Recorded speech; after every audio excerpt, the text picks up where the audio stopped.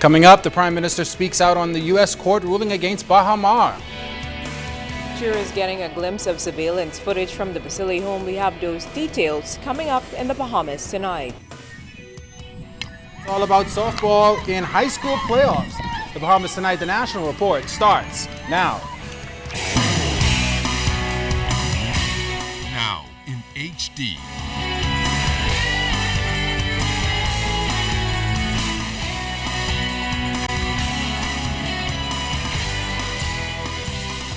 ZNS Network presents The Bahamas Tonight.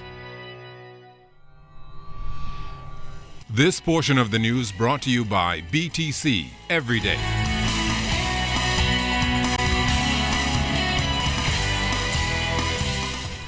Prime Minister the Right Honourable Perry Christie tells Parliament today that his government's top priority is the opening of Baha-Mar. Good evening, everyone. I'm Chris Saunders. Thank you so much for joining us here tonight. And I'm Charisma Robinson. In a communication to the House of Assembly this afternoon on the Baha-Mar matter, Prime Minister Christie outlined the way forward to achieve his government's goal. It comes a day after the U.S. Bankruptcy Court in Delaware threw out Baha-Mar's Chapter 11 case. Mr. Christie noted that the ruling re-emphasized confidence in the Bahamian court system and governance. Clint Watson reports. After experiencing significant hurdles in the Baha-Mar issue, the government is pleased that the country has turned a corner to brighter days. Prime Minister the Right Honourable Perry Christie expressing newfound confidence following the ruling in Delaware yesterday that struck out the bankruptcy petition for the local subsidiaries under Baha-Mar.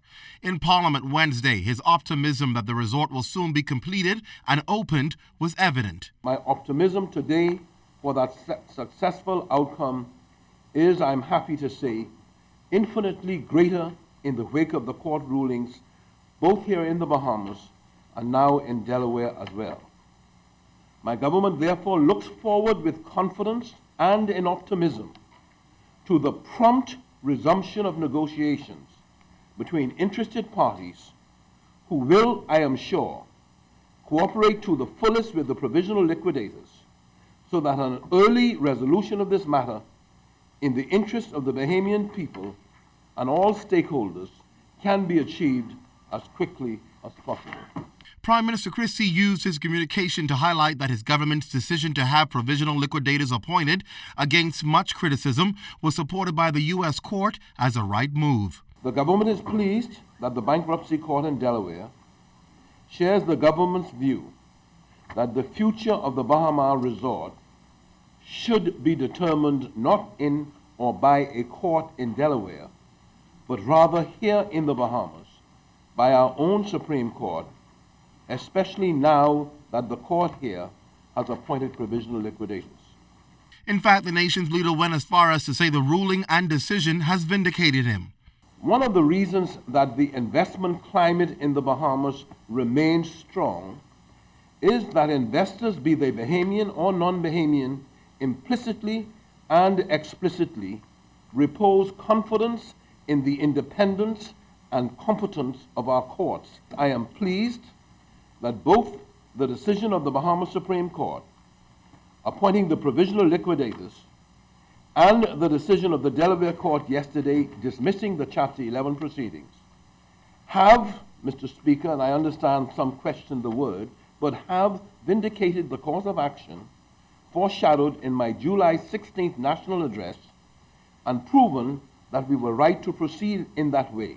The Prime Minister notes that the process to get the resort completed and opened is well on the way and in what he called capable hands of the joint provisional liquidators appointed by the Bahamas Supreme Court. Clint Watson, ZNS Network News. Baha-Mar's contractor, China Construction America Bahamas, is welcoming the ruling in Delaware. In a statement, company officials say this decision protects the interests of all principal stakeholders and provides greatest certainty to the future of the resort. CCA officials say they remain committed to working with the provisional liquidators, and the team has unique expertise. They understand the project, and they are ready, willing, and able to remobilize to complete the development as soon as possible. PLP Chairman Bradley Roberts welcoming the ruling as a sign of all parties being able to move the matter of completing Baha-Mar one step closer, noting the ruling that any insolvency proceedings involving the mega resort should take place in the Bahamas Roberts says the government asserted from the beginning that it was a matter of national sovereignty and that its objective was the expeditious completion and opening of Baha Mar. The statement went on to say that the action taken by government was intended to protect the 2,500 Bahamians, employees, local contractors, and service providers. Mr. Roberts also blasted the Free National Movement leader and party, saying they were wrong on Baha Mar. Testimony continued today in the trial of the woman accused of killing her husband. In court this morning, a police witness testified of finding suspected drugs at the home while investigating the matter.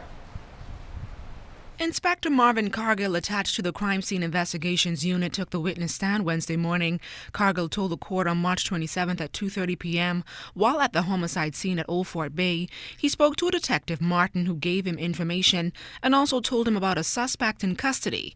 Additionally, Cargill said he was later directed to the guest house on the northern side of the home.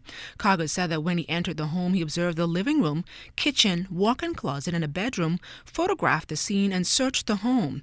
While presenting all 87 photographic images in court, Cargill said he saw a green bag containing suspected marijuana on the bedstand, an orange and gray bag with cigarettes and cigars, along with a plastic container with a black and green pipe and a grinder of suspected marijuana.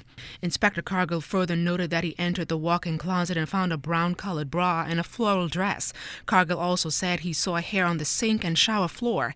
He says 3 keys were attached to an ashtray in the living room. Defense attorney Elliot Lockhart QC asked the witness, "Do you have any information from your inquiries as to how long that bra was where you found it?" The witness answered, "No, sir." Lockhart also asked the witness if he did an investigative work to connect Donna Vasili to the bra or dress. The witness answered, "No, sir." The first witness on day 5 of the murder trial was also cross-examined by prosecutor Neil Brathwaite. LaDawn Davis, ZNS Network News. During the afternoon session, the court heard from Sergeant Freeman Johnson of the technical section of the CDU. Johnson said while conducting his investigation at the Old Fort Bay home, he observed the surveillance system. He said the network video recorder which was connected had 4 cameras. The witness said he took the system to CDU for examination and to dub the footage. He told the court that one of the outside cameras captured 2 people entering the home around 6:27 and leaving a short time later. He also told the court that another camera showed a male leaving. No footage from the interior of the home was shown. He produced CDs for the court with video and still images of what was captured on the day in question. The trial picks up tomorrow morning at 10 o'clock. Take a look at your screen. Authorities are seeking your help in finding this man. The only thing really that they can tell you is that he's between 5 feet 5 inches and 5 feet 9 inches. Police want to question him in connection with some shop breakings. Anyone who may know who this is can contact the police at 919 or crime tipsters at 328-TIPS.